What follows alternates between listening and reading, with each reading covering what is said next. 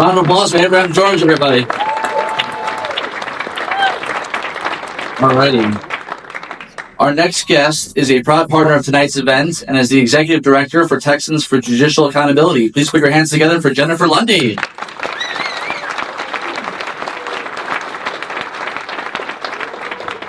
Thank y'all so much for being here. I am so excited to see this turnout because our judiciary system is getting better. Yes. But it's a wreck.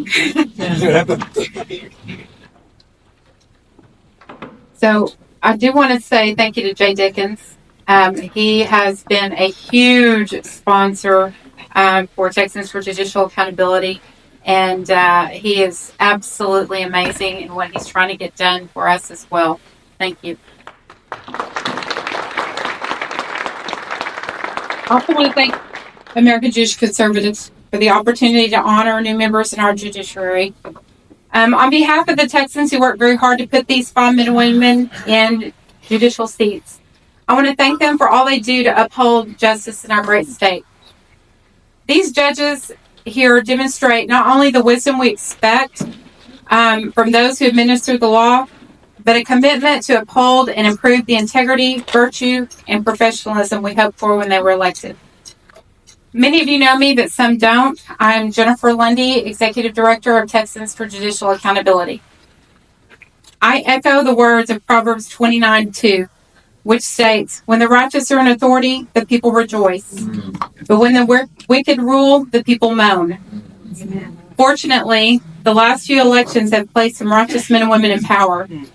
But as the good book says, there are some who are making the people moan, and that is where we need help.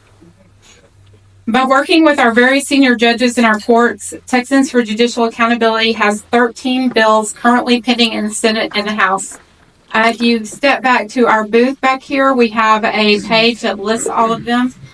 The first one is Constitutional Oversight Restoration Act, then Public Disclosure of Complaints, SCJC Majority Public Board, Mandated Court Video and Audio, Court Reporter Appointment, Court Reporter Mandate, Director Election of the State Commission on Judicial Conduct, Special Judicial Financial Disclosure, Public Access to Filing Judicial Complaints, Judicial Jurisdiction Reform, Randomized Case Assignment, Fair Process and Judicial Oversight Act, and the Second Chance Military Act.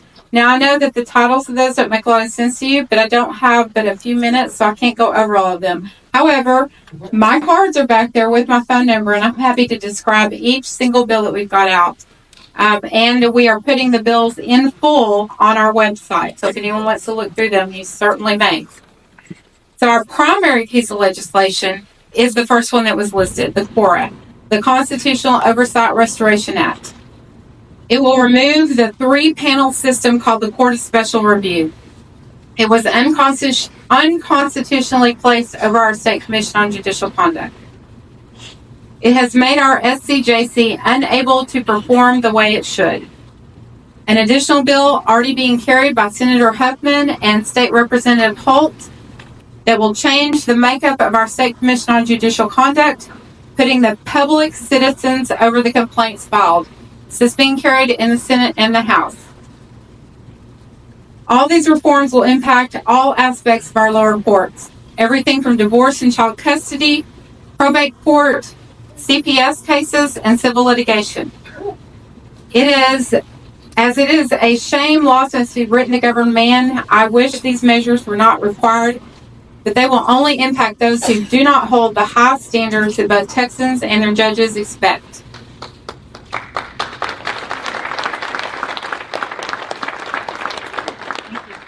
They will provide tools to correct those who deviate from expected behavior and ensure their profession remains in high esteem and trust.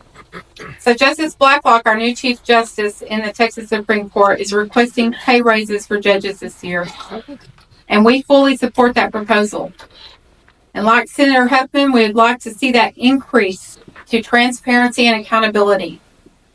Like the Senator, Texans for Judicial Accountability believes the two absolutely go hand in hand.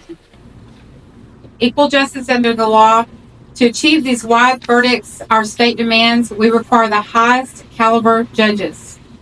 Texans for Judicial Accountability believes the 30% requested by Judge Blacklock should be viewed as a baseline. And if transparency and accountability issues are addressed, we would like a significantly higher number than that. Our justices in the state need to be among the best compensated nationally, because to whom much is given, much is expected. Yeah. Texans for Judicial Accountability believes that honest judges and wise counselors are the bedrock of a just society, and we hope that you join these honorable men and women on the bench supporting our shared goals by supporting the legislation proposed. We have judges calling the senators and the representatives opposing these bills. Many of them do not want transparency and accountability. So I'm asking for all of your help. Please call your representatives. Ask them to support these bills. It is very important. So, I am finished with my portion.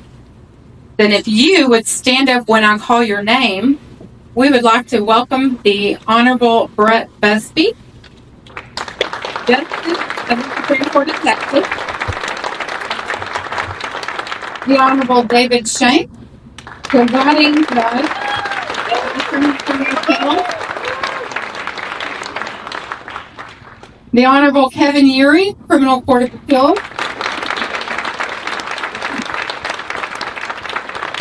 the Honorable Gina Parker, Court of Criminal Appeals, the Honorable Lee Finley, Court of Criminal Appeals, Honorable Chief Justice J.J. Koch, Fifth District Court of Appeals, and the Honorable Michael Lee, Fifth District Court of Appeals. We want to honor you and let the people know who you are. Thank you so much for coming today, and I would like Justice J.J. Koch to come up to the podium to kick off the program. All right.